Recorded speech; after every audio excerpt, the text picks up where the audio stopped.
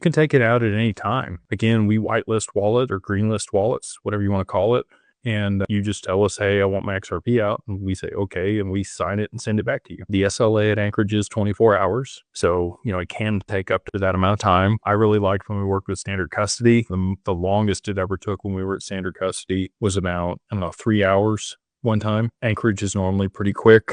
That's probably a reasonable time frame, 3 to 5 hours. Sometimes it's much faster than that, if it's during business hours for sure. But their SLA is 24 hours to send your crypto out. But if at any time you want to pull it out for whatever reason, they are your assets and you can absolutely do that. If they are in the fund, it can take longer.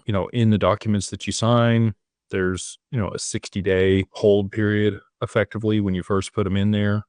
Most funds or hedge funds, if you're participating, it's a 12-month lockup. Like you can't withdraw funds for 12 months. So we're much more reasonable and flexible than that. If there is a situation where you really have to have them and, you didn't disclose it to your financial advisor, that could be a problem. They're going to help you mitigate that risk. They're probably going to advise you not to put all of your assets into the fund. But if you chose to do so, irrespective of their commentary, and you needed them back like immediately, I think we've got it done in as little as like 100 hours. A little bit less than 100 hours to be able to unwind it out of the fund and get them back to you. So I know it's not DeFi.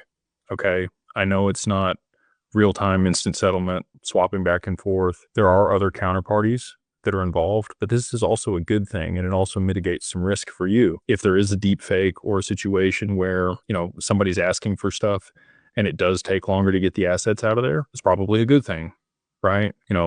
We have some systems in place to be able to mitigate that risk. If you tell us a certain word that is a distress word, then we're going to know that you're in distress, and we're probably going to delay that transaction, and we're going to call the authorities and tell them that you're under duress and being coerced by somebody, and probably need to send help over there. So that's some of the additional benefits that we provide.